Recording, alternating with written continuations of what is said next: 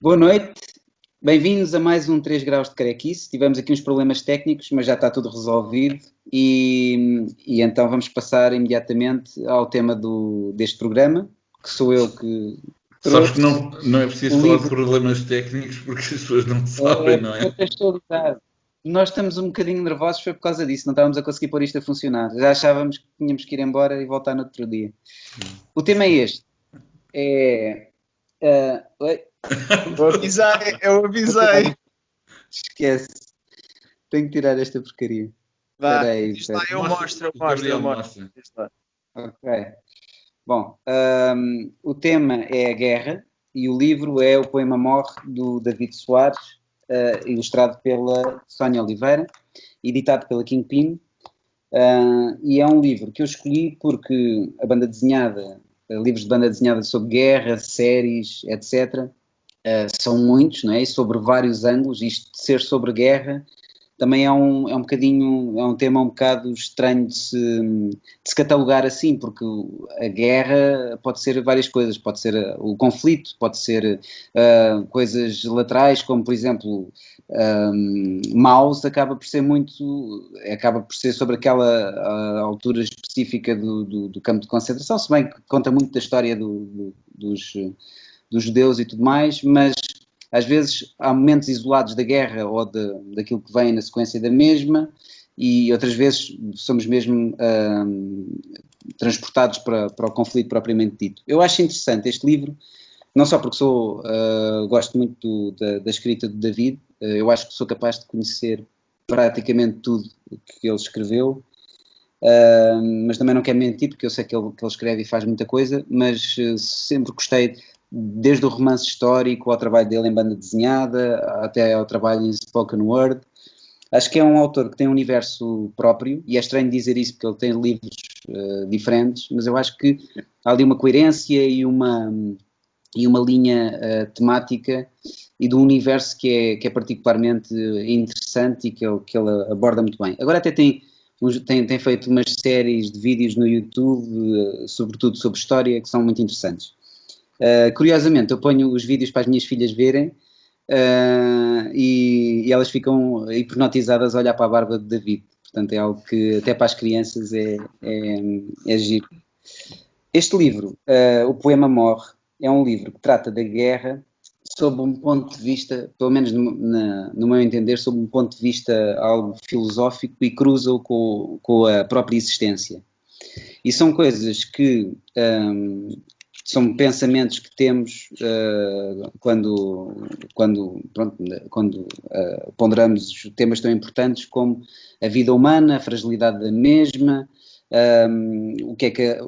como é que a guerra se inclui, como é que ela se insere nisto da existência, e o David abre logo com uma noção muito interessante sobre a história das duas densas negritudes, que é a existência, a nossa vida está entre duas enormes, densas, monumentais negritudes. É tudo aquilo que está para trás de nós e aquilo que está para a frente depois da nossa morte. Curiosamente, parece-me que aquilo que nos causa mais angústia é a negritude que está à frente, é aquilo que nos vai acontecer depois de morrermos.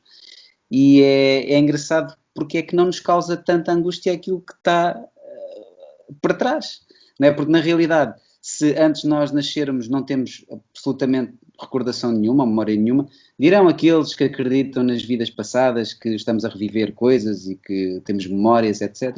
Eu, como não acredito em nada, tanto me angustia uma noção como a outra. E o David apresenta a existência como algo que está no meio destes dois abismos, no fundo é isso que são, e a guerra, na realidade, também está entre dois abismos, que é entre o abismo da vitória e o abismo da derrota. E o livro começa com uma metáfora muito interessante, que é a metáfora do cavalo que puxa uma carroça subindo uma pilha, ou uma pirâmide, ou um monte de corpos, e penso que poderá haver várias explicações para isto. É uma metáfora, pode ser da própria vida, da própria existência, poderá também ter a ver com a morte. Uma coisa boa do David é que se calhar há várias leituras para isto. Não estamos apenas a ler o livro, também estamos de certa forma a escrevê-lo e a conhecê-lo. Nunca mais me esqueço, e já falei aqui disso, da ideia dele de, mesmo para ele próprio, depois do livro ser publicado, ele gosta de se afastar e de o conhecer como se fosse um filho que acabou de vir ao mundo, e nós, ao conhecê-lo também, deverá ser engraçado conhecer livros diferentes, cada um de nós conhecer livros diferentes. Este livro segue a vida de um poeta, desde a infância até a idade adulta. Na infância, o livro é, do ponto de vista gráfico, eu não sei se aqui no YouTube vai ser possível, provavelmente não, mas se tiverem a oportunidade, eu acho que ainda são capazes de encontrar este livro à venda, deem uma olhadela e comprem. O livro, acho que a Sónia Oliveira faz aqui um excelente trabalho e acho que foi uma dupla que resultou muito bem. Parece-me que vai repetir-se num novo livro que está aí na calha. Foi uma dupla que resultou muito bem porque há uma certa... Todo o livro é feito a preto e branco, mas há aqui um cinza que quase que cobre tudo, como se fosse um nevoeiro espesso que cobre o livro todo.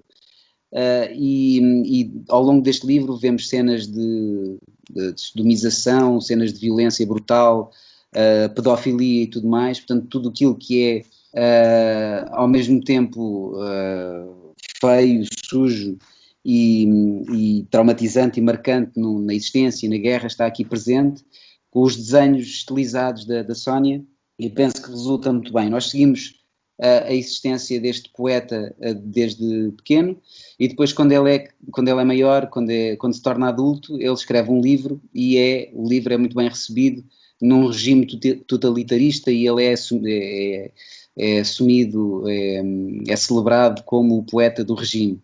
E depois logo a seguir publica outro e, da mesma forma que este regime o elevou, rejeita o livro e prende-o, e ele torna-se, tal como o livro, tal como está descrito no livro, como o poeta proscrito, porque é pelos bons e pelos maus. Portanto, ele acaba por nem ser o poeta do regime, nem ser o poeta da resistência, está nas más graças dos dois polos. Isto desde cedo, que ele é uma personagem que é violentada.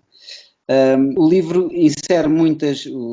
introduz muitas noções, tanto disto do regime totalitário, sem haver nenhum regime em particular, nem nenhum país em particular. Ele tem uma relação com uma irmã, que é uma relação, não percebemos se a irmã é mesmo irmã de sangue, porque ele depois tem um padrasto, poderá ser só uma irmã ou uma irmã por afinidade, mas sempre sabemos que é uma irmã com quem ele se envolve na infância, sexualmente, e depois mais tarde ele reencontra a irmã já sem membros, a irmã não tem membros, portanto vítima também de um rebentamento, uma explosão, algo no decorrer da guerra, e ele continua a mesma relação sexual com a irmã, e depois a criada da irmã, a dada altura, apaixona-se por ele e toma o seu lugar como parceira deste poeta. Eu acho que há aqui uma série de... Eu gosto disto mesmo por esta questão do regime, da visão filosófica de uma guerra que não existe, num país que não existe, em toda uma situação que acaba por mimetizar todas uma série de noções que nós vimos, desde a ex-União Soviética, a Segunda Guerra Mundial, se calhar a Guerra Civil Espanhola. Temos aqui um bocadinho de tudo, desde corpos decepados a atrocidades de todo o género.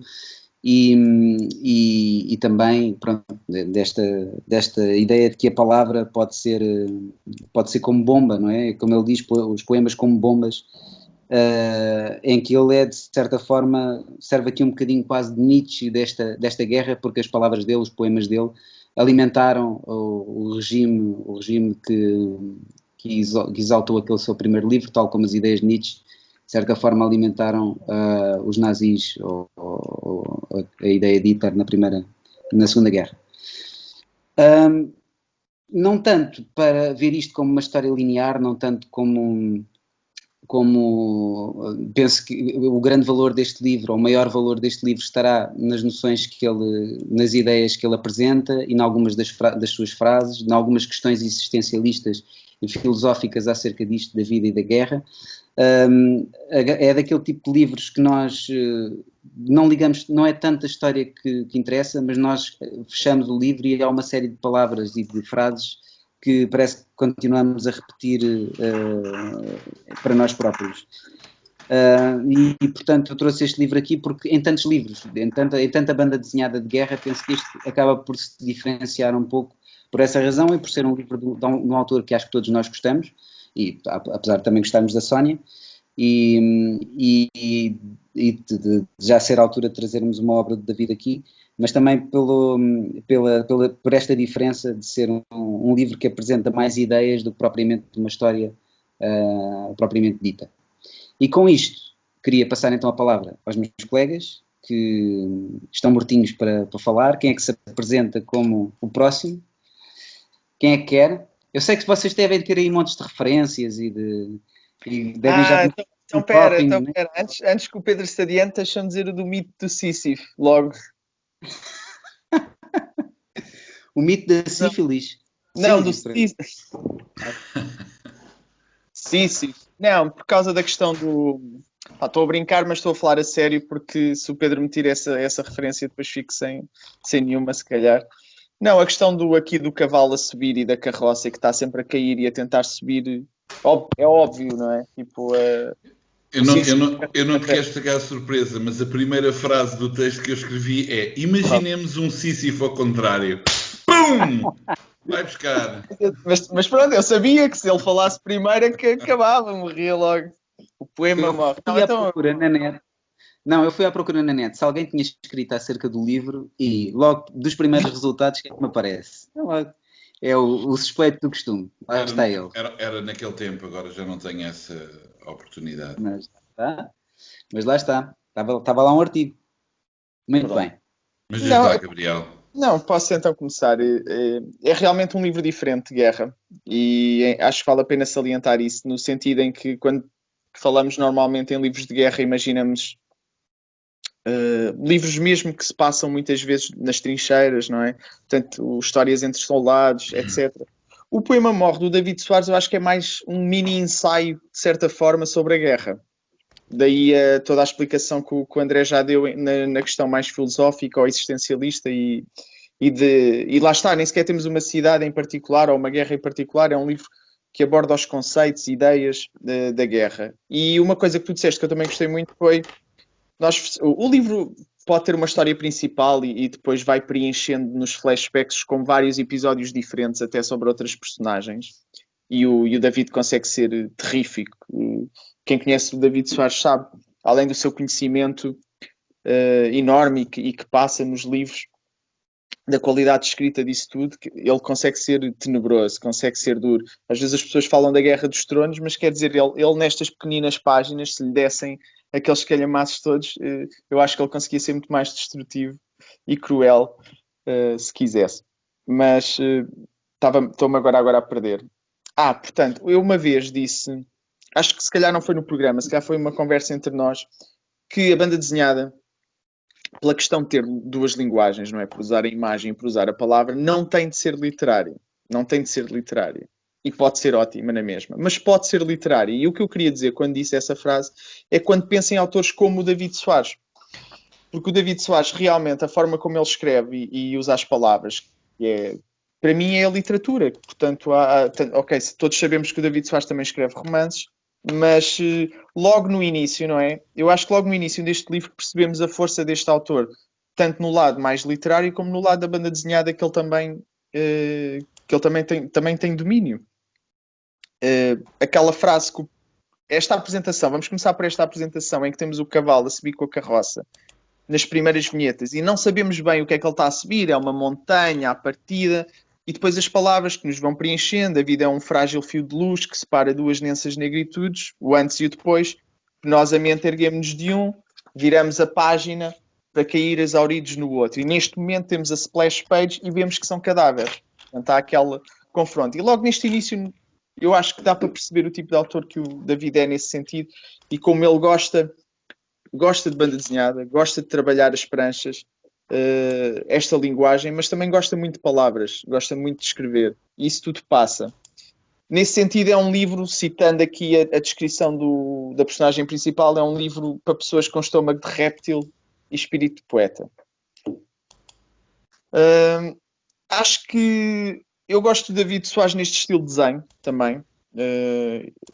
Faz-me lembrar, de certa forma, aos trabalhos mais antigos dele em que ele próprio desenhava, sendo um registro diferente, mas este preto e branco, este cinzento, este tom negro, também com o André Coelho, salvo erro, no Sepultura dos Pais, e agora com a Sónia Oliveira, eu acho que são desenhos que assentam muito bem no espírito destes livros. Eu não sabia que ele estava a preparar outro livro, aliás, até estava a comentar com o André no início do programa. O Poema Morre foi o último livro que o David Soares lançou de banda desenhada, não é? Tipo, já há 5 anos que estamos sem um livro dele. Portanto, fico contente que ele esteja a continuar a trabalhar num. Com a Sónia também, que eu acho que encaixou muito bem. Fico ansioso por novidades nesse sentido.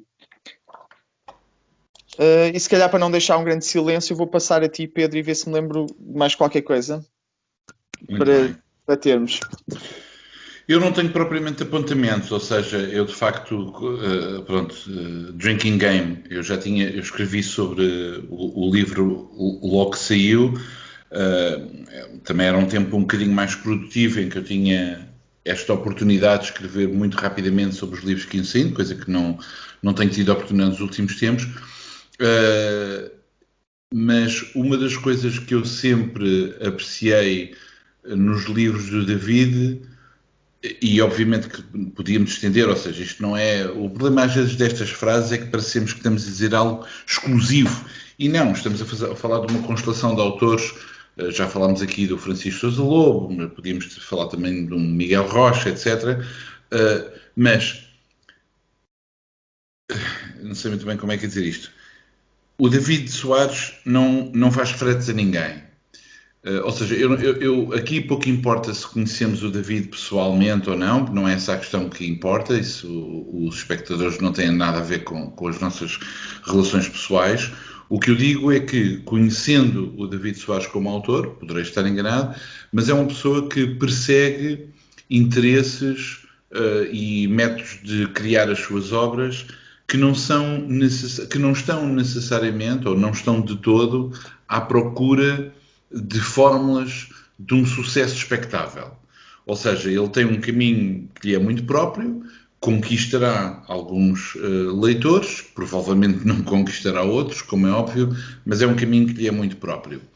E uma das coisas que me incomoda muitas vezes no mundo da banda desenhada, digamos, mais visível, leia-se fãs, concursos, etc., é que parece que há sempre uma preocupação em procurar o mesmo tipo de estruturas, ou seja, as pessoas estão sempre a celebrar o mesmo tipo de histórias, o mesmo tipo de agenciamento das personagens, o mesmo tipo de moralidade ou de resolução dos problemas, etc. Ora, a maior parte dos livros do David, não digo todos, mas digamos que existe um grau de transformação. Eu não gosto nada da palavra evolução, tem mesmo a ver com preocupações. O David, aos poucos, foi abandonando, digamos assim, livros em que havia uma intriga centrada em monstros externos, monstros e as personagens centrais, e começou a explorar questões um bocadinho mais internas, monstros mais internos. Eu até fiz uma comparação algo superficial e se calhar até injusta, mas com uma transformação que nós notamos nos filmes do Cronenberg. Ou seja, pouco a pouco foi sendo abandonada a ideia do monstro externo para se explorar o monstro interno, ou seja, as questões da crueldade de que os seres humanos são possíveis. Portanto, eu ainda hoje continuo a gostar muito da última grande sala de cinema, ou do Mr. Burroughs, por exemplo, mas os filmes do Palmas para o Esquilo e o Poema Morre estão mais próximos de um registro quase ensaístico do que propriamente narrativo, apesar de, obviamente, ter uma história, personagens e acontecimentos, etc. E este livro em particular, e obviamente muitas vezes tem a ver com a prestação gráfica, ou seja, os artistas com que o David trabalhou, e ele próprio, o Osvaldo Medina, o André, etc., cada um tem as suas características, portanto criam mecanismos visuais diferentes, e eu acho que a Sónia, o Gabriel aqui diz uma coisa que me parece extremamente acertada. A Sónia, com este trabalho um bocadinho, com estas figuras esquálidas, cinzentas, até fantasmáticas, está muito mais próximo precisamente do tipo de questão vaga que é construída no livro. Portanto, é uma excelente aliança. Eu nessa coisa que o André estava a dizer, que não se percebe qual é o país, isto, seja como for, a mim parece-me que o David aqui está a responder a uma tradição literária particularmente famosa, europeia, que é a literatura da Mitteleuropa, ou seja, o Musil, Kafka, etc., em que as coisas passam sempre numa nação, não se percebe exatamente qual, mas é uma nação que podia ser algures na Europa. Portanto, nós percebemos que existem estruturas tipicamente europeias. Por exemplo, autores portugueses de literatura muito diferentes entre si, atenção, mas o José Luís Peixoto eu penso que foi A Casa na Escuridão, que para mim continua a ser o seu melhor romance, ou o Gonçalo M. Tavares com Os Livros Negros, também tocam neste tipo de territórios, ou seja, há um conflito qualquer, não é claríssimo o que é, porque na verdade aquilo que interessa não é propriamente a questão macropolítica desses agentes, mas sim as consequências ao resto do chão. E é isto que é explorado aqui, nessa questão profundamente humana, que é, aliás, de certa forma, esta figura também evoca muitos escritores, Curtis Malaparte, o Fernando Pessoa, etc., que são artistas, que são o Céline, obviamente, que são grandes escritores de literatura, absolutamente incontornáveis, mas que no momento das suas vidas, se não todas as suas vidas, o Ezra Pound, etc., tiveram ali a namorar totalitarismo, o fascismo, e se calhar, não sei se pelo seu aspecto cruel, mas por uma ideia quase masculina, de controlo, etc. E depois sai o tiro pela culatra. Agora, se calhar eu precisava de ler isto com um bocadinho mais de atenção para perceber em que medida é que o poeta, quando namora com estes totalitarismos, está a fazer bem ou se está a fazer mal. Se calhar colocar as questões neste moralismo é muito pobre da minha parte, mas talvez seja isto que ele está a explorar. Por outro lado, podemos dizer que de facto, o Gabriel já falou nisto, o David explora muitas vezes coisas do objeto, verdadeiramente. Ou seja, a crueldade, estavas a falar da Guerra dos Tronos. Mas a Guerra dos Tronos, lá está, é uma coisa que está subsumida a princípios mais ou menos, dá para ver, digamos, a violência que surge no Guerra dos Tronos está perfeitamente encaixada nas expectativas da série. Portanto, pode haver às vezes uma cena um pouco mais violenta, um dragão a queimar uma pessoa, alguém a cortar a cabeça, mas nós estávamos à espera disso, não é? Portanto, faz parte do género, portanto, não há surpresa nenhuma. Acho muito mais surpreendente, por exemplo, um filme como o Midsommar, do Ari Aster, em que estamos a ver velhotes todos contentes, vestidos de flores, e estão giros, de repente uma pessoa cai de um penhasco e não temos nada à espera. Provavelmente, quer dizer, a maior parte da literatura da vida, obviamente que um leitor já está à espera, mete o cinto de segurança porque vem uma cena horrorosa, mas é para mostrar muitas vezes até que essa banalidade, não é? De alguém mexer em excrementos, ou a questão de uma sexualidade completamente abjeta, que não tem nada de erotismo, não é? É uma coisa bruta, animal, mas isso já é, penso eu que é uma característica dele. E vão calar porque já não estou a dizer nada, só a patinar na maionese.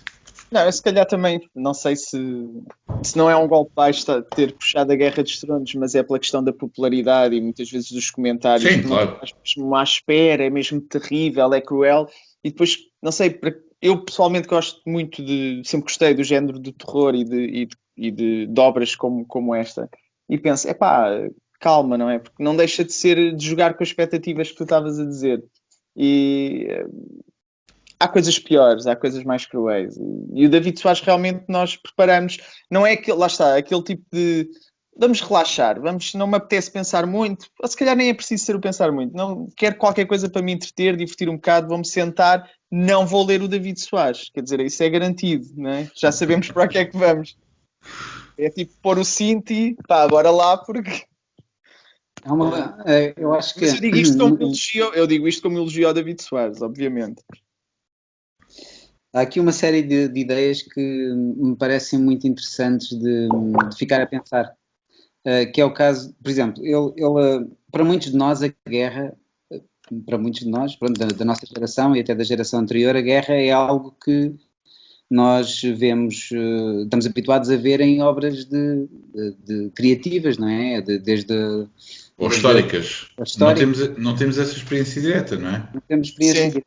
ainda Mas, bem. sim, de facto, mas quando nós, ao longo vamos vendo muita coisa, não só em relação a histórias a episódios reais, mas também a episódios de ficção, e vai-se criando uma ideia da guerra que todos nós temos e tem pontos semelhantes. E o David coloca aqui várias questões, ou pelo menos aprofunda aqui algumas ideias, ou lança algumas ideias que são muito interessantes. Uma delas tem a ver com ele chamar à vida humana uma preciosidade pequena.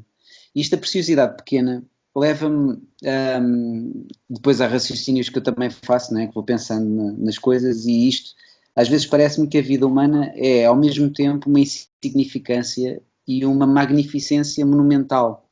Portanto, aqui é engraçado nós vermos estas personagens que isto acaba por ser aqui um conglomerado de situações de grande atrocidade, de crueldade, em que as personagens, algumas delas são sujeitas a uma violência muito atroz. Isto parece-me um pouco...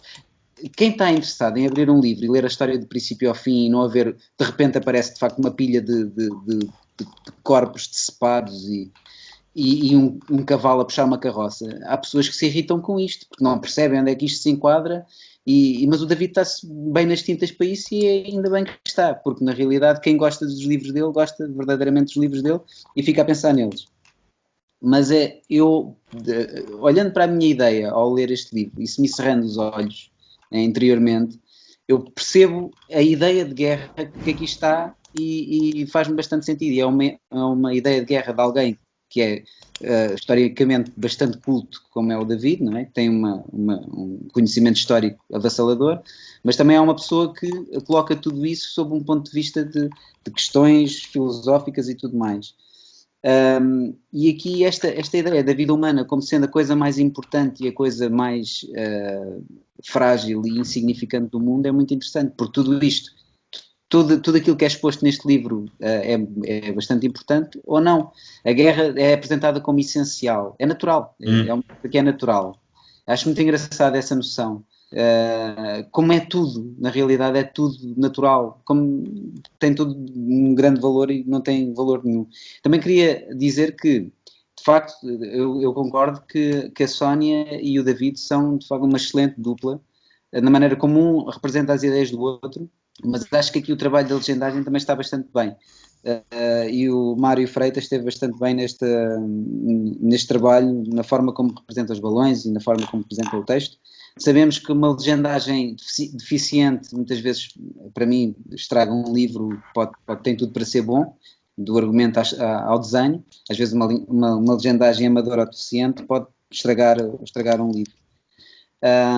E há imagens muito marcantes neste livro, desde o cão que é apedrejado e que fica semi-morto, não é? E que não sei até que ponto é que isso também não serve de inspiração para o livro dele, não é? Aquele livro que é glorificado pelo regime, que eu acho que é qualquer coisa de matar. É, exatamente. Tempo de matar cães, talvez. Tempo de matar cães. Ou a criança que é sodomizada dentro de uma sepultura, ou de um... Sim. Enfim, aqui isto tudo... Cenas para toda a família. Sim, mas a criança sodomizada volta. Sim. Não é? Porque essa é que é para mim a parte se calhar ainda mais surpreendente ou inesperada no meio daquilo tudo. Exatamente. Não, mas isto tudo é assim, lá está, tudo isto pode ter aqui o significado que nós lhe quisermos dar, não é? Estas coisas podem ser uma história ou podem ser símbolos de coisas associadas à guerra ou à própria existência. Isto depois é até nós querermos, podemos ficar aqui até às 4 da manhã a inventar significados. Mas é poderoso e isso é interessante. Sim, eu acho. Eu, por acaso, é engraçado quando tu propuseste a ideia de pensar a guerra, óbvio, isso é um tema demasiado abrangente, não é? Porque se nós começarmos a pensar sobre a relação ou a história da banda desenhada de guerra, enquanto um género, nunca mais saímos daqui, porque de facto existe muita coisa. E podemos olhar, por exemplo, para as narrativas que são heroicas, ou seja, aquela ideia de olhar para um acontecimento qualquer em que temos nos soldados ou nos heróis a superação de um objetivo qualquer. Aliás, a esmagadora maioria de banda desenhada de guerra segue essa forma, e há coisas que francamente são boas, são interessantes, Sim. apesar de ser uma glorificação muitas vezes da violência, não é? Estou-me a lembrar de um tipo como o Garth Ennis, que tem muitas histórias de guerra e que tocam sempre isso. São um bom equilíbrio entre pessoas que à partida estão a defender um ideal que tem a ver com uma certa ideia de liberdade, democracia, seja o que for, até dos sovietes, mas com isso em mente, ou seja, um ato qualquer heroico, e depois tens coisas como o Osterheld, super famosa a série do jornalista que foi desenhado pelo Solano Lopes, o Ernie Pike, que é sobre um repórter de guerra em que tentam muitas vezes contar histórias que mostram muitas vezes o outro lado do inimigo, ou o Harvey Kurtzman, que também é a mesma coisa, tenta humanizar todos os envolvidos e mostrar que a maior parte das pessoas envolvidas são vítimas. Mas depois há histórias que eu até gosto e que são um bocadinho difíceis de explicar qual é a razão, que é quando é que está a humanidade. Muitas vezes tem a ver com a intriga. Por exemplo, vocês devem conhecer aquela personagem, o Grendel, do Matt Wagner. Conhecem? Que é uma espécie de criminoso. Sim. E há uma data de histórias que é do Grendel Tales, se não me engano, que eram histórias feitas dentro do universo do Grendel, mas feitas por outros autores. E há um livro que até agora é o meu favorito de tudo isso. Deixem-me dizer o nome, porque eu engano-me sempre no nome dos autores, mas era do Darko Makan e do Edvin Bjokovic, que era o Devils and Deaths, que era uma versão, aquilo é como se fosse a Guerra dos Balcãs com essas personagens. E para mim continua a ser uma das melhores histórias de guerra que eu conheço. Acho mesmo uma obra absolutamente incrível. Eu quase diria, é por acidente que mistura com as coisas do Grendel, porque tem muito mais... vai muito mais além de simplesmente essa mitologia dessa série, e precisamente porque mostra uma série de níveis, não é?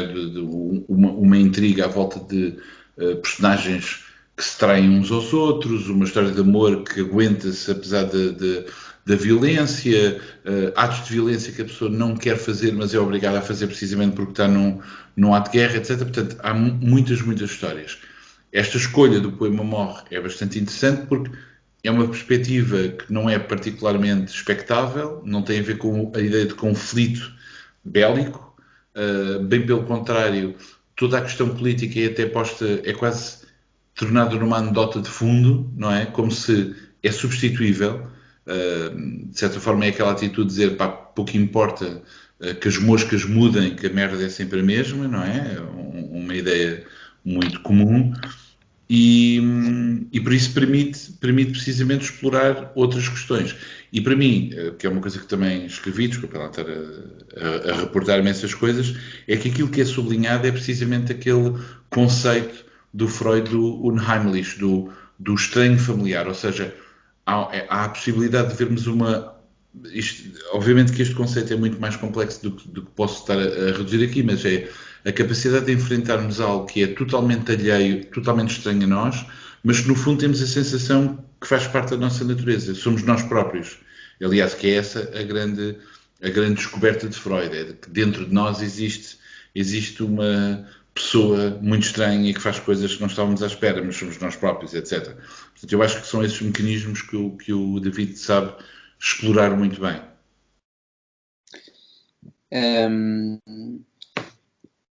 Eu acho que havia aqui mais uma coisa que eu gostava de dizer em relação ao livro, que no fundo é um livro que dá um bocado de pensar, é um livro que começa, que não fica na leitura, ou seja, não fica naquele momento, e é um livro que nós somos quase convidados a escrever. Há livros que se leem e há livros que se escrevem com a leitura. E este livro é daqueles que fica. Eu tinha o lido já há bastantes anos quando ele foi lançado. Eu não sei quando é que é, 2015, acho que é. 2015. O livro tem 5 anos. Eu quando li tive uma percepção, tinha uma memória do livro e agora quando reli tenho outra percepção e tenho outra memória. E isto é que é bom haver livros destes, não é? Que foi descoberto de uma maneira diferente. De repente as palavras têm outro significado para mim. Este início, a forma como ele fala da vida humana e do facto da guerra ser essencial como uma infecção, ainda para mais estando nós a viver aquilo que estamos a viver, não é? A questão da guerra ser essencial como uma infecção e da naturalidade como a guerra é apresentada, que é no fundo a guerra obedece a um arquétipo de guerra e que as guerras todas quase que obedecem a esse arquétipo. A guerra aqui pode ter até, se quisermos ir por aí, até pode ter vários significados, pode não ser só a guerra bélica, pode ser uma guerra interna ou uma guerra, pronto, que todos nós temos, não é? Enfim, é interessante, é daquele tipo de livros que quando as pessoas... Quando nós ouvimos as pessoas que não conhecem banda desenhada portuguesa ou acham que é algo insípido ou assim, de facto é porque não conhecem. E isto é um livro interessante para descobrir. E pode ser o primeiro de muitos para descobrir a obra de David. Só para acabar, não me chateio, não vou chatear mais.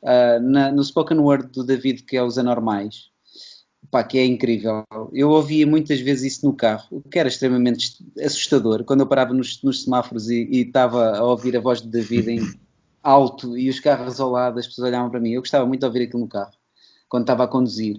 E apresentar a questão do proscrito e a questão do anormal de haver um corpo estranho, quando é cuspido para fora do seu grupo, ele depois não tem lugar outra vez quando entra.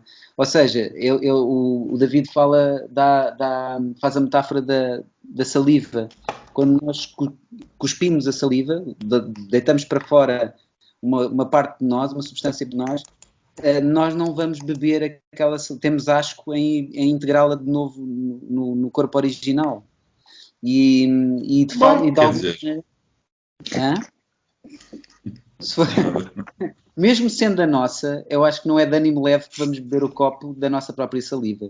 E isso é engraçado. É engraçado essa noção. Estas personagens parecem um pouco proscritas dessa maneira, desde o poeta à personagem da irmã. Fazem todo parte daquele universo dos monstros que estavas a falar, Pedro. É muito, muito bom, muito interessante. Olha, eu só queria, não sei se é muito pertinente estar a falar, mas já agora gostava só de apontar um outro livro relativamente recente, que é um livro muito bonito, ganhou uma série de prémios, que é A Guerra, do José Jorge Letria e desenhado pelo filho, o André Letria, que é um livro para crianças e é um ótimo livro também para explorar este tema. É claro que estamos a falar de dois bichos aqui completamente distintos, como é óbvio, mas... não gostava de deixar essa referência a uma obra de outros autores portugueses que eu acho mesmo uma obra superior. Queria só dizer mais uma coisa, porque queria pegar já numa frase que o André disse quando estavas a falar um bocado no início do livro, daquela questão da nossa existência entre o antes e o depois, e como é uma coisa, obviamente, que isto a nível do universo, a nível de história, a nível de tudo, é um grão de areia no deserto, não é? Portanto, é pequenino, mas também que a vida pode ter essa magnificência. E, portanto, a questão do pouco e do muito. Queria também falar de uma cena no livro à frente, que também, de certa forma, há ali uma dualidade interessante. E a própria cena em si, como é construída, porque o David vai narrando através dos desenhos e das falas das personagens a história, mas vai-se debruçando sobre a guerra. O narrador vai-se debruçando sobre a guerra, vai fazendo então aquilo que eu disse, o ensaio. E nada disto é ao caso, ele não vai deambulando palavras sobre a guerra enquanto está a decorrer a história, não é? As palavras são escolhidas a dedo do narrador para encaixar naquele momento. E o momento que eu estou a pensar é aquele em que o jovem poeta, quando é novo, e a filha do coveiro sobe ao quarto dele e eles se envolvem. E durante esse momento em que o David faz a separação entre guerra e beligerância, em que ele diz que não são a mesma coisa, uma tem um significado cronológico, enquanto a outra é uma construção ideológica. A dada altura ele diz que a guerra é idêntica em todo lado. Diferenças regionais são diferenças de sotaque. A guerra é uma linguagem universal. E depois termina como o amor, quando os outros dois, portanto, se envolvem e acabam na cama. E é interessante também esta comparação entre a guerra e o amor, mas são efetivamente forças universais que fazem parte deste mundo e do que é ser humano. Não posso deixar de assinalar que o momento que mais marcou o Gabriel no livro é quando ele se enrola com a filha do coveiro. Eu disse que era o momento que... Essa cena também tem tanto de, vamos dizer, romântica como de fantasmagórica, porque não sei se te lembram exatamente como é que é a cena. Exatamente. Pronto, é daquele tipo. Não sei. Acho que é uma ótima forma de encerrar o assunto. Eu acho que é melhor não dizer mais nada. Eu acho que quem quiser ir a uma livraria comprar um livro do Garfield ou uma coisa assim, gira, e não houver, está aqui. Exato. Põe bem mesmo. Por exemplo, o que tu estás a sugerir é aquela prenda de Natal, que às vezes acontece muito, as pessoas vão às livrarias, eu quero oferecer ao meu... Tem histórias tipo Calvin and Hobbes e eu tenho... Leve lá isto aqui. Não, eu lembrei-me do Calvin, mas falei do Garfield porque o Pedro tem aquele apreço especial pelo Garfield. Então, ok, pronto. Não sei se querem falar dos livros que estão a ler, aquela... Não, isto agora eu não ando a ler nada, isto é tudo suspenso, está tudo suspenso. O próximo livro estás a ler esse? Vou começar. Okay. É assim, eu conheço a história, porque a história foi publicada no Optic Nerves, mas vou... Vai começar. Levantar-se e ir até ao quarto, acabou o livro. Sim, exato. Não, estou como ao Pedro, é pouca coisa, por enquanto. O próximo a lançar o tema, já sabem disso? É o Pedro. Sou eu, mas ainda não escolhi, portanto vai ficar como surpresa. Mas não é surpresa para criar suspense, é só porque não tomei decisão nenhuma, portanto estão feitos. Se ao menos houvesse alguém que te tivesse avisado, não sei, com 2 dias. Não, eu tenho a impressão que ele não se lembrou disso até agora. Lembrei, mas não tive tempo ainda para fazer uma decisão com pés e cabeça. Ok. Mas agora que falaste do Garfield... Ouçam. Nós não temos que escolher só livros que gostamos, pelo amor de Deus. Sim. Mas convém, realmente, vamos ter que ler, se calhar convém que seja qualquer coisa. Bem, então vá. Olha, hoje fica mesmo um programa curto, mas conciso, fica mesmo bem. Muito bem. Até para a breve semana. a todos. Deus, até para a semana.